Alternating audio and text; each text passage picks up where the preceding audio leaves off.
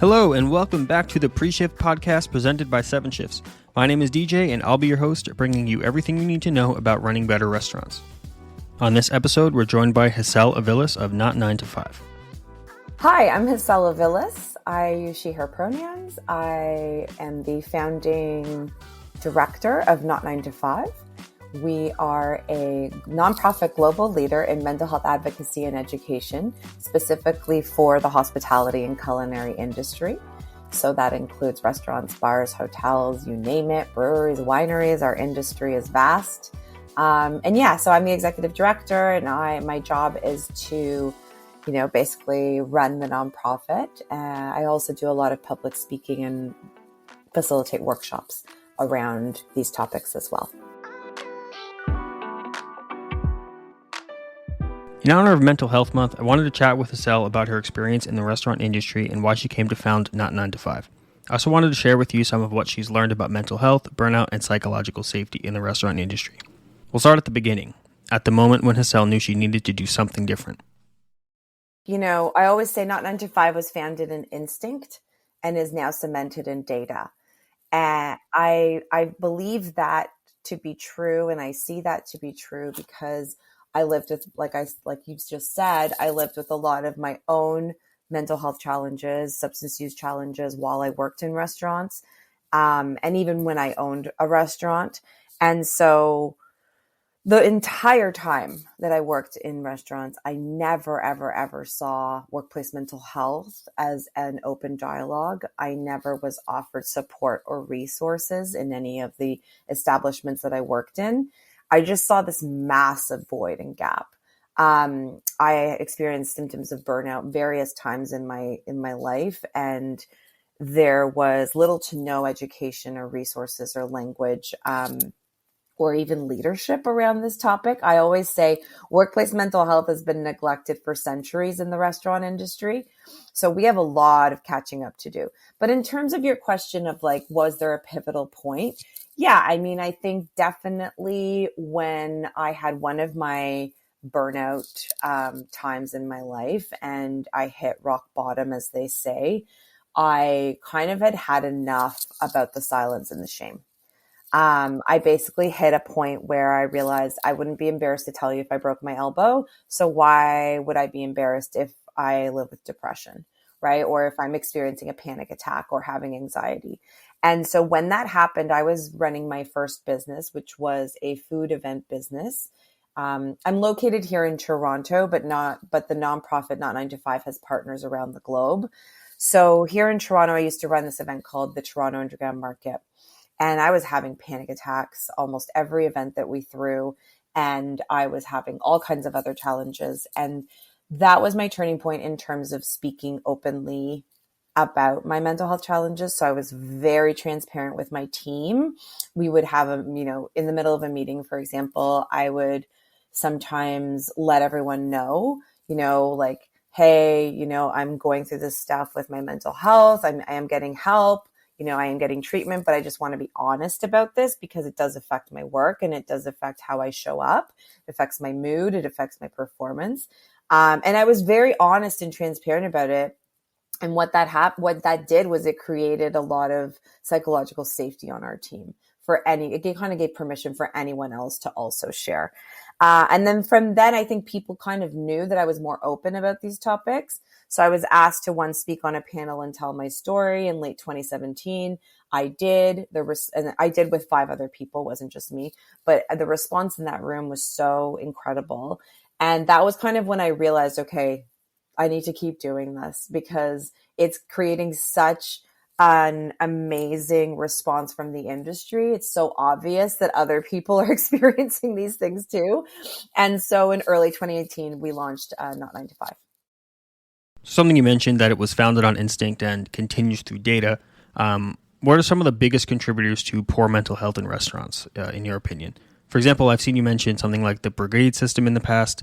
I know it's a little uncommon now, but has a long-lasting legacy. Can I push back on that? Absolutely. I disagree completely. Okay. I think the brigade system is rampant in our industry. I don't think it's a legacy of the past at all. If you go into any fine dining restaurant, any of the Michelin star restaurants, you see the brigade system absolutely everywhere. And I always say that the brigade system is not just in kitchens. The influence of the brigade system has very much seeped out into the rest of the industry. I worked frontline service for most of my career. I never worked in the kitchen professionally, but I was even impacted by the brigade system because what has happened is that there has been this kind of brainwashing in our industry where we have adopted this system of very intense hierarchy. You can't see my hands if you're listening to this on a podcast, but I'm holding my hands up like a triangle. So the very intense hierarchy starts at the top. You have usually one, maybe two, but usually it's one person that has most of the decision making, that gets most of the credit for the work that gets done by that establishment. One person that is constantly held up as the, creative, the leader, the face of the business. And then everyone else under that person following down the triangle has less and less power and privilege as you go down. That's still very much the case in a lot of restaurants, particularly fine dining. So even like I said, in the frontline service positions, those positions also run the same. You have a GM, AGM under them. You have then following, servers, bartenders, all the way down to other kinds of bussers or food, handlers, runners, that kind of thing. It's still hierarchical that way. And the people that have the lower level positions usually don't make most of the decision making in the business, usually don't have much say in terms of creative ideas, usually don't get to contribute as much in terms of how things get done and where they get done. And they don't get to decide. They more are like, quote unquote, taking orders, which again comes from the brigade system. And the brigade system, I think, too, contributes to poor mental health because it's constantly trying to get us to focus on efficiency versus trying to create an environment that focuses on humanity, or that focuses on psychological safety, or that focuses on equity. And so when you constantly are putting so much pressure on the people, quote unquote, at the top, what it does too is it oftentimes removes any room for emotional experiences. I can tell you, when I grew up in restaurants, I was constantly told to check my emotions at the door, but that doesn't actually make sense. And that's not a reasonable request to ask of anyone, because we are emotional beings as human beings. So asking me to check my emotions at the door is dehumanizing. It's a dehumanizing request. It causes people to repress and suppress their emotional experiences. And then that's why, as a result, you have an industry that is rampant with substance use, for example, because that's the most common coping tool. Humans are not meant to repress and suppress their emotional experiences. We are meant to express them. And when we can't express them freely, we don't have psychological safety in the workplace. But to go back to your question, you asked specifically, like, what are other biggest contributors? So aside from the brigade system, because I still stand by my stance on that being a massive impact on our mental health and poor employee mental health. But aside from that, poor contributors are really, unfortunately, around a lot of the aspects that have been normalized in this industry. So what I mean by that is, for example, inadequate breaks. That is something that is very common in this industry, in restaurants and bars. It's, unless you're going for a cigarette, it's almost like you're not allowed to take a break, and even though we are operating in places, states, provinces, whatever country you live in, where there's legally mandated, or legally available breaks for employees, they still don't take them, right? You're still kind of normalized to push through, to work through. And so it kind of builds up. And when you don't get adequate breaks to, take a minute, take a breath, have some water, maybe power through a granola bar or whatever, what have you, it really builds up to this go, go, go, go nonstop experience. And so what's happening in your body is like tons of cortisol, huge adrenaline, you're not balancing it out. There's not a lot of regulation that happens. In addition to the lack of breaks, there's also just unconventional hours, that interfere with our sleep. Again, I know that as a bartender or as a server, like I used to be, or as a cook or a chef or, other aspects, sometimes you can't control your schedule, right? You have these unconventional hours. That's just the hours that our industry works on. Obviously our nonprofit's called Not 9 to 5 because we recognize that this industry does not run on your, conventional hours. There's still ways to work around that. There's still ways to create, for example, a balance. I know now these days there's a lot of restaurants using like 4-day work weeks and stuff like that. So there's still ways you can work around the unconventional hours to help balance people out. Another one is, like I already mentioned, the easy access to substances. So I think the coping tool that I said, which is the most common maladaptive coping tool, which is substance use. One thing that's normalized in this industry is the massive consumption of alcohol. And I understand that everyone has different consumption levels, and I very much respect that. What I have a problem with and what I don't respect are establishments that are providing that alcohol, because sometimes it's being used as a quote unquote perk, or a reward. Exactly. Shift drink. That's dangerous. That creates substance dependency in the brain, in the body, and the mind. Once you start teaching yourself through habits that you've earned it, and that, a good day means a beer or a shot, or a bad day means a beer or a shot, and this keeps happening over and over and over again, you're creating habits which create dependency. And that's dangerous, especially if it's being provided by the workplace. Oftentimes I've heard also, hey, we have a keg in the walk-in or a bunch of beers in the walk-in that are meant for staff. Again, not safe, not dangerous to have workplaces supply that kind of easy access to alcohol. I think if people decide to do this for themselves, that's a totally different story. And I think also if you have a balance between non-alcoholic and alcoholic beverages, that's also another harm reduction that you can put in place. Another example, some people even start to smoke cigarettes just to be able to step out and take an actual break, which is wild to me. That's a great example though, Dominic. I love that because that's another example of a substance that's normalized in the industry, right? And like, you're so right. I actually do know people also that started smoking just so that they would have a quote unquote socially acceptable. Yeah. So why do they get to stand outside every hour for 10 minutes? You know what I mean? And I don't. Can I add one more thing? So I think another contributor that often gets missed is our industry still has a very big misconception around vulnerability. This industry thinks still that vulnerability is a weakness, when in reality, vulnerability is a strength. It is not easy to be vulnerable with each other. It is much easier to repress and suppress our vulnerability, but it is a risk.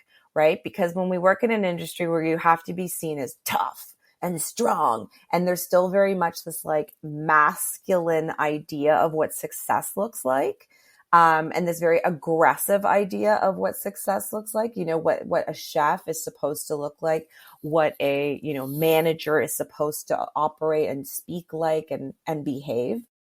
Now, I think this ties well into the topic of psychological safety. Obviously, there's a connection between that and mental health, but what is that connection? How do we define psychological safety as it relates to restaurants, and what are some of the other signs that a restaurant is not a psychologically safe place to work? It's a great question. So I will start with, I love this. I love this request for definitions. I will start by saying that I think language helps us connect differently to topics. I think language helps us better expand our understanding. So I love this request for definitions because then this way we can all get aligned and all be very clear about what it is that we're talking about. So actually, before I get into psychological safety, I just want to define mental health and also what mental health is and is not, because I think this term gets thrown around all the time. And I think half the time it's probably misused. Mental health is a neutral term. So that's the first thing I want to say. Mental health does not mean that you have mental illness. We all have mental health as an aspect of our overall health. And so I think it's really important to know that it's just a state of well-being in which we as individuals can realize our own potential. We can cope with the normal stresses of life, and we can work productively and fruitfully. Mental health does not mean you're always in a good mood, right? Mental health does not mean that you're always calm and everything's stable. Mental health crises don't end when we all just feel really good and can be, constantly in good moods. Mental health is not, like I said, the absence of illness or being happy all the time. The other thing I want to clarify is workplace mental health. So workplace mental health is a joint effort between employers and employees. Employers' role is to establish policies, processes, and resources. And the role of the employee is to manage their mental health and seek assistance when required.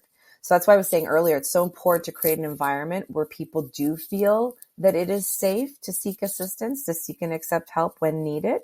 And the term, your question around psychological safety. So psychological safety is an environment where candor and risk are expected and encouraged without any fear of retribution. This does not mean that everyone has to be polite and kind all the time to each other. This is not what psychological safety is about. Psychological safety is about creating an environment, like I said, where people can make mistakes. They can give and receive feedback. They can show up as their authentic self. They can be vulnerable with one another. And there's no fear of negative consequences towards how you're perceived or to your job itself. And when I first started learning about psychological safety, I was so alarmed because there's almost no restaurants I've ever worked in that provided this kind of environment for me. I never felt like mistakes were okay. Oftentimes they were seen as something to be punished or penalized for, instead of being seen as a natural part of the learning experience. You know what I mean? Like, failure and mistakes are an opportunity to learn. They're not an opportunity to fire someone or punish someone. But unfortunately in this industry, it's tough. And so I think, why is it important? So here's a huge thing to understand if you're a manager or an owner operator. The benefits of psychologically safe work environments are enormous. They're massive.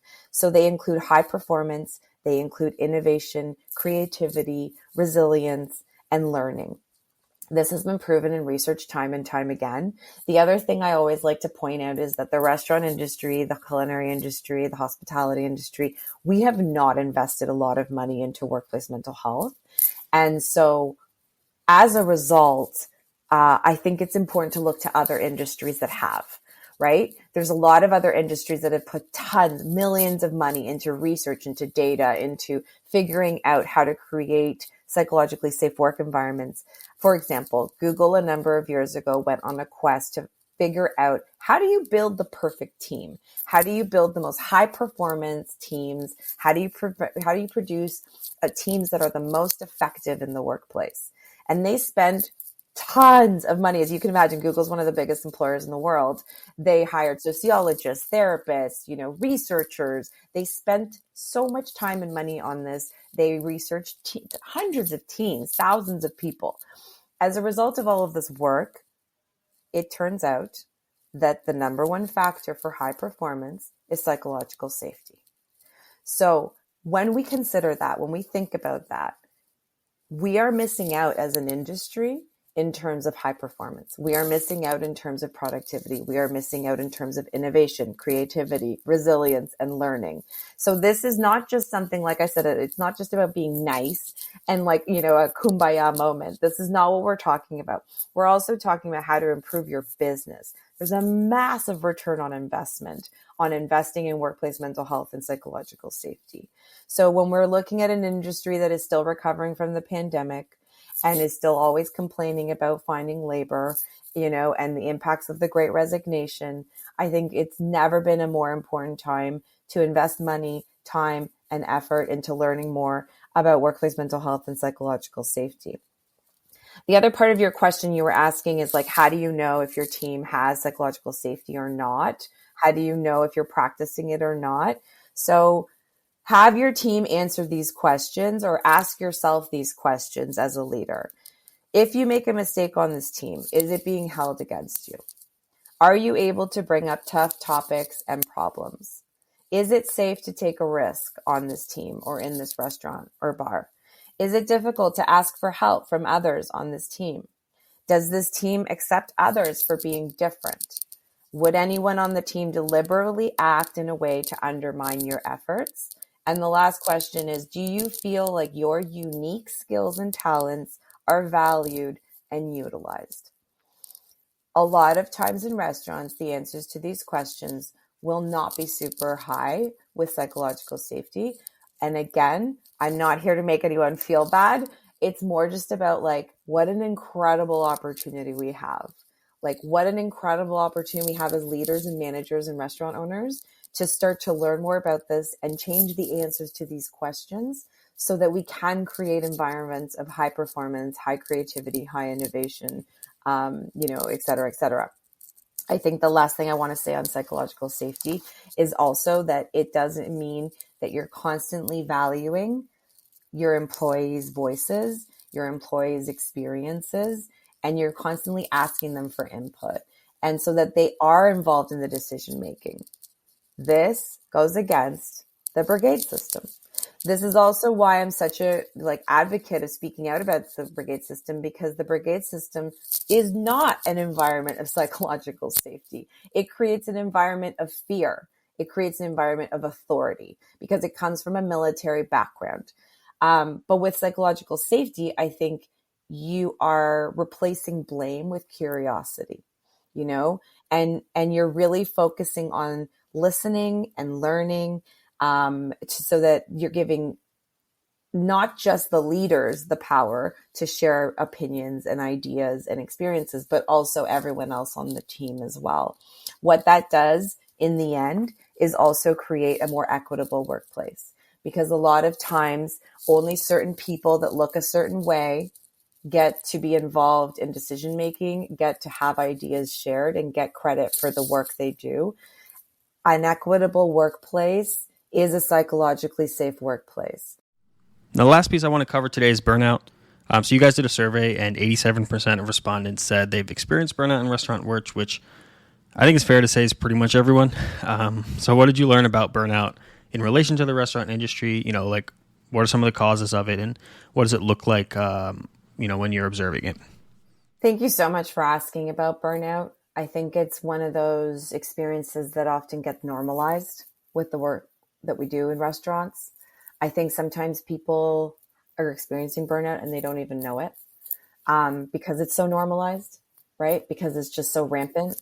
Like you said, it's everyone.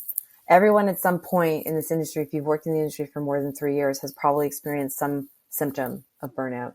And that's terrifying and so dangerous, because it can also lead to other, mental health challenges, and it can lead to a lot of other substance use challenges as well if it goes unaddressed.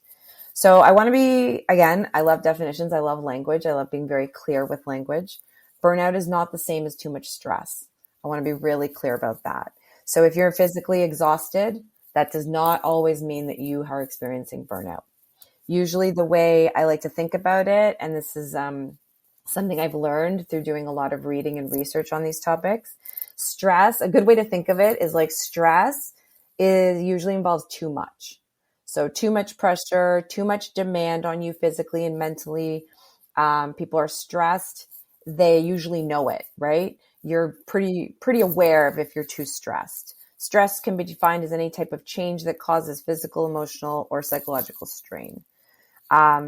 Feeling stressed but still having your needs met, you're probably still okay. You're probably still doing all right. There's a lot of people that deal with a lot of high stress jobs, but their needs are met. They're taking care of their needs, whether that's physical, emotional, financial, what have you. On the other hand, burnout is about not enough. So if stress is about too much, burnout is about not enough. So being burned out means feeling empty and mentally exhausted, lacking motivation, beyond the point of caring. I remember when I was experiencing burnout, I realized one of the biggest indicators for me was that I realized that the things that were usually in my life bringing me joy, or that would usually make me feel good or excited, I just didn't care. I was just so numb. I was so checked out. I felt like literally so disassociated from myself. So people that experience burnout often feel hopeless about change. And, it's like this sense of feeling all dried up. Like I said earlier, while someone is usually aware of being under a lot of stress, a lot of people don't always notice burnout when it happens. So the common wisdom to recover from burnout, it was, work fewer hours, take a vacation, take some time off. But occupational burnout is not caused solely by overwork. It is more about the environment in which you exist and work in. So this is why it's so important for restaurants to learn about, because it means that if we change our environments, we can help contribute to burnout prevention. So the World Health Organization a number of years ago declared burnout an occupational phenomenon. And it defines burnout as a syndrome resulting from chronic workplace stress that is not successfully managed within the workplace. So that means that employers have a responsibility to look into burnout prevention, because the best way to manage burnout is to prevent it.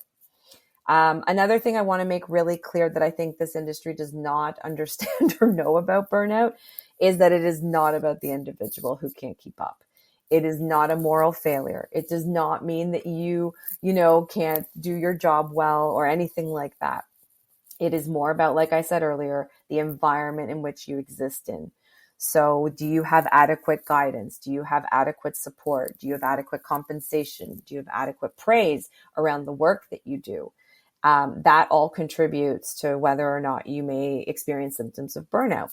Companies are responsible for the well-being of their employees in the workplace.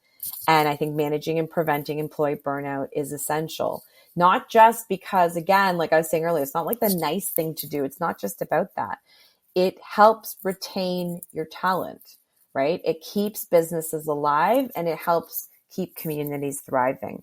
And so I think it's really, really important to note, that burnout is something that we can really address by looking at certain specific things in the workplace.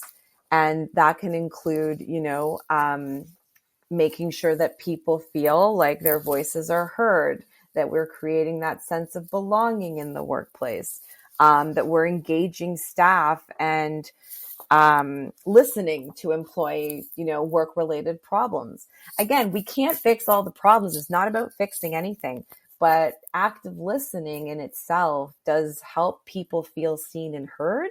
And so it's not always just about solution-driven, mindset. It's really more just about listening to understand what they're experiencing better. I'll mention a few other things that help prevent burnout too in the workplace. So encouraging teamwork. I think oftentimes we have this idea in restaurants, like individualism is the only way, and it's just not true. So encouraging teamwork, encouraging our teams to really rely on each other, really, really helps. Another one I already mentioned, like including everyone's input, making work feel purposeful. I think a lot of times work just feels like something I got to do for my paycheck. But I think if we can figure out a way to share in our values in the workplace, so have more aligned values and make sure that everyone knows what the values of the business are and everyone feels like they're contributing to those values and that they're seen and, that they are, that they're seen in the values, but that they're actually able to action those values, that can make work feel purposeful and make people feel like, again, their environment isn't contributing to burnout. The last one I'll say, I think that causes workplace burnout, but is also something we can use to prevent burnout, is role clarity.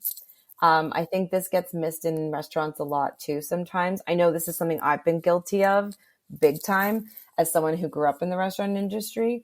And so lack of role clarity can contribute to workplace burnout, but on the opposite end, providing role clarity can help prevent it.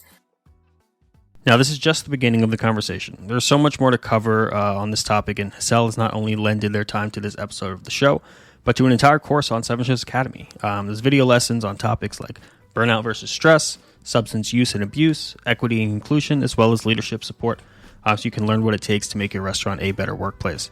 Best of all, it's free, and you can check it out in the description. Thank you again for tuning in, and a big thank you to Hassel and Not 9 to 5 for their partnership.